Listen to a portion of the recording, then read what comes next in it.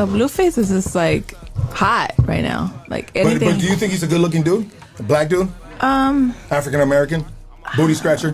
Hey, real tone, there's some real money in the room. A Mexican podcaster. Oh, I'm gonna call him Hispanic because I don't know his origin. Mexican. Everybody in LA, they Mexicans. Mexicans, not Mexicans. Mexicans. Okay. Well, yeah. Why you say not Mexicans?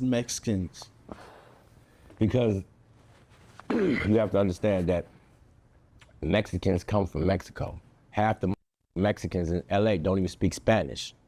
Yeah. They didn't adapt it to our culture so much, they're trying to overtake it. They hate us so much, but they want to be like us so much. And it's not a bad thing. We kind of cute. It's fun, over though. Well, that's exactly what this Mexican podcaster said on Woodstock or some shit like that. Hoodstock or some shit like that. Something like that. But he goes to, he brings up Blueface and asks this other Mexican woman, would she, let him smash? And but you have to then the response was, black man, African booty scratcher. And her response was, no, against the Threat Penal Code. Yeah, I understand completely. That podcast is a Serrano podcast. So they spitting Serrano views. The nigga said African booty scratcher, right? The beanie that said that, right? He has to have Serrano influence, period. But you have to understand, I was trying to show you the distinction between a Mexican and a Mexican, right? Those right there are Mexicans. You see her? See her movements? You see how she acts? See how she talks? Shadowland. See how she talk? That probably was a drug mule back in the day. What's that, a drug? We're bringing dope to the pig. Square. Yeah, I'm square. It's a. I just think that the situation in LA is a racial place. It's a very racial place. And Mexicans are some of the biggest races that they are. I can only speak about LA Mexicans. You know what I'm saying? We all got, the neighbors and shit. Hector and them. Hector, I ain't mean no shit, man. I'm still coming to get my tamales next door. Stop playing, man. But me and him talked about it. It's a older Mexican gentleman that live next door, right? And you know what I'm saying? Even we kind of cool with each other. You know what I'm saying? He been to the pen and shit, you know what I'm saying? But he understands the differences. See, he's not, I won't say he's a racist. I'll say he's a separatist. He's not gonna be disrespectful at all, But he don't want blacks mixing with his race. And that's not a bad thing. It's only a bad thing, and it turns racial when you're downing somebody else. When you're saying, oh, African booty scratcher, and you're saying anything bean eating, wetback. You're saying any of that shit. That's being disrespectful. We can have our differences and still be respectful. But what they chose to do was they chose to clown us on the platform. They were saying our all Hispanic platform. They wasn't talking to us. That was like a private conversation. They were saying that they aired. Well, why, in your case, stoop back down to their level? Because you did say being at the beginning of the conversation, even though, you know what I'm saying? Because it's tit for tat. Tit for tat don't make it right, but it damn sure make us even. I can respect it. Out here in Texas, we actually mess with the Mexicans. We do too. We do. We buy tamales from them. We buy drugs from them. You know, say that type of shit. We fuck with them. See, in LA, everything's political. You know what I'm saying? Like I said before, you got Mexicans that's cool with you. You know what I'm saying? And then you got other ones that are not, that are straight. Look at the shit that's going on with the Longos. Look at this shit going on with in Compton with the Mexicans. What's going on? Just a war. That's what I said. They're gonna see you and whoop your ass. just because I'm black? Yes. No. Yes. And the craziest thing about it is that, see, black people are so forgiving and loving. I hate you. Like, this Mexican just spit in our face. I ain't seen, I take that back. He spit in our face, but I was gonna say, I ain't seen, I did last night when I was chilling last night, scrolling on my phone, and I seen the boy, Munchie B on Hoover. He got on there, he like, even though we got our differences, little bro be spitting some game. He know what he talking about on Hoover, he do. Half the time anyway, but you know, he do.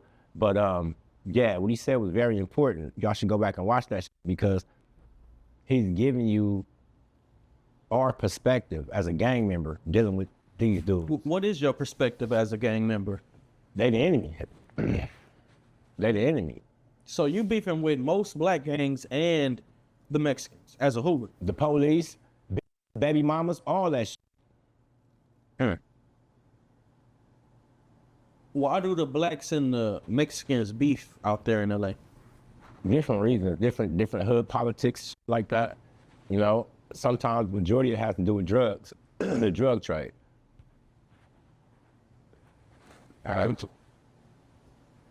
know they dress and act like blacks, like from everything, and all that. You know what I mean? A prostitute's best friend is a Mexican. Real life, get it? Like, their culture is so intertwined with ours to where it's indistinct. You can't even distinguish between the two, right? But the problem comes in where the racism and all the bullshit come in with the gangs and the way they were raised. They were raised, all blacks know this. Mexicans was raised not to f with y'all. They think y'all dirty, y'all don't take baths, all that type of shit. I had a few Mexicans, and this is what they tell you. They tell me. It's racist. They racist. They really are. This is how they were raised coming out the womb. And I don't fault them for that. It is what it is, but just let me know you're racist. You know what I mean? When I was in the pen, some of my best partners were skinheads, Nazi lowriders. What's up, Axel? Shout out to my Axel on Death Row, Hoover though.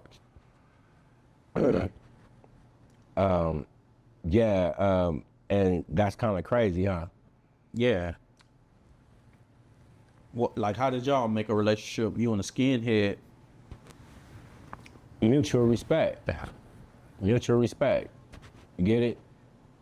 For him understanding he ain't no bigger than me and I ain't no bigger than him. I understand him, he don't want me on the white bitch. And I damn sure don't want him. Well, I'll take that back. He can let me stop. Let me stop. I'm kind of like on some whole other shit with them right now. Yes, you and the white boy probably both killed the black, so. I'm sorry? So he could respect. Well, no, that wasn't it. That's not it. That's not it.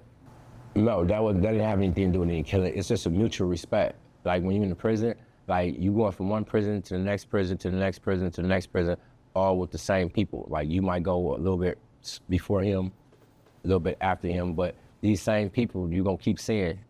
This is the community. This is the vast community. And everybody that stays solid know who it is. Like the white boys that be stabbing no, yeah, he gonna stab you. Watch that. We going to him first. Get it? Like, this is how you have to. Are the white boys like tough in California prisons? Everybody in prison is tough. You know, like for the most part, like there are certain units in Texas where, you know, white boys outnumber blacks, Lindsay unit. But in most prisons, to my knowledge and what I've covered, the white boys sit on the floor. You got Africa, you got Mexico, white boys get the floor. You know what I'm saying? Is it that way in California or is it? No, not at all. The Mexicans and the white boys are aligned. You know what I mean? In most cases. The Mexicans are the majority in prison. Right. Then the blacks, the whites is probably like third, I guess. Right. So they don't have a large concentration of their soldiers like all the other races do. Excuse me. In prison, the white boys are broken down to a few different fractions like gangs. You know what I'm saying? You have the Aryan Brothers, the Nazi lowriders, and some other they come up with some new shit all the time because they fraction off, they break off for political differences or whatever it may be.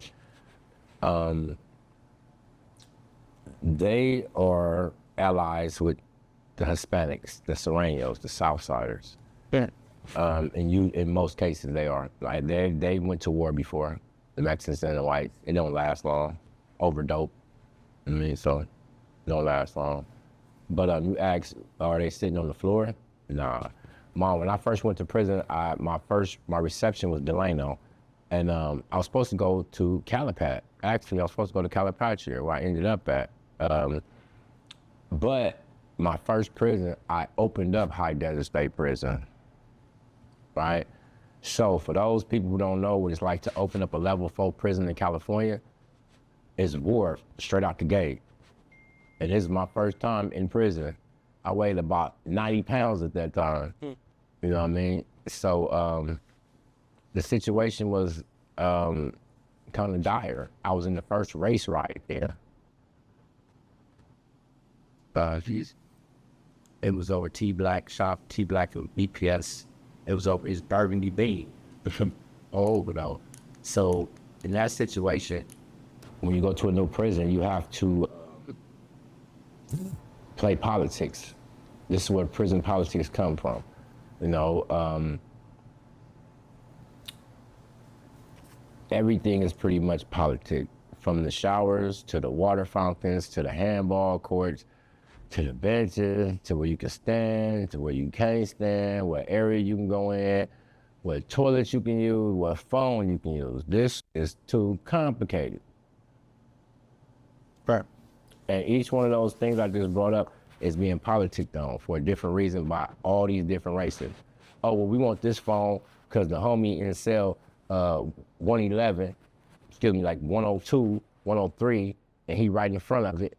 You get what I'm saying? So it's just a lot of shit that in their head be thinking and trying to manipulate to get whatever it is they want to get. Well, why'd y'all have a race war when you first came? To establish just what I just told you. To establish who To establish that. If they want this handball court and we want this handball court, we're going to war behind it.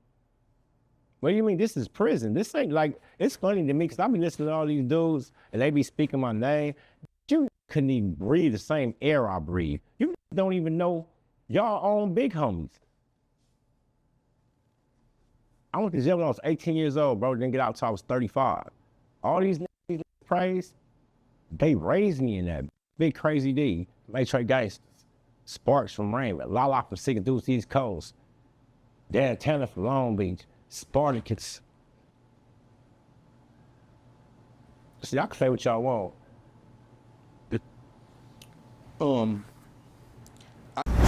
Hey, real tone, there's some real money in the room.